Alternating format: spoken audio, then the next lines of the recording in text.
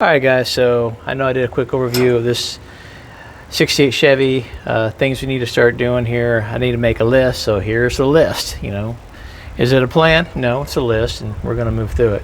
Number one, that master cylinder here, it's leaking somewhere out the back. As you can see, that back one's empty and the front one's full. So it's doing one of a couple of things. Either I got a wheel cylinder leaking somewhere, or it's basically leaking out the back and going into the brake booster. One of the two. Who knows? We're going to figure it out. This is a four-way drum system. Drums all four corners, so it's one of a couple things. So we'll get through it. Second thing is that aftermarket dipstick. It's got to go. It's actually I think only a 4-quart dipstick, so a 5-quart, so it's too short. So it's. And I have one from a friend of mine who sent me one off of I think a 69 Chevy, so that'll work.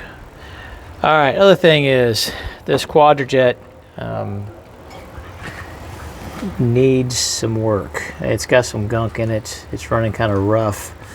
The idle's a little jumpy on it. So I'm going to start with the basics, get some carb clean, and clean this thing out.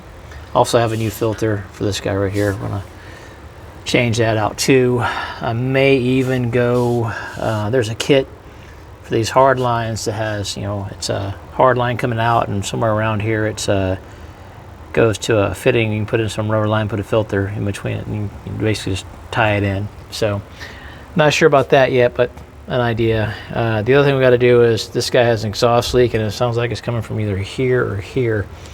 So gonna have to tackle that. But the battery's new, so we're good there. The other issue we got going on is I think I got a stuck thermostat because this thing here is just it's not leaking coolant. There's no coolant going to the crankcase, so I don't have a milkshake in the oil. But this should be full, and it's not. So it's going somewhere, and I think it's just stuck. And after you run it for a while, it kind of gets up to temp. And then it kind of, comes down, and then it kind of pops back up after you let it sit. So something's going on. I'll figure it out. Like I said, I think it's a stuck thermostat. I've dealt with that before. But so that's the list of stuff we have to do here, guys. The fan clutch is in pretty good shape. It's doing what it's supposed to be doing. That's good. The alternator, it's good. When I was running it the other day, I had my meter on the battery. He was pushing 13.9, 14.0, so it's getting some good power.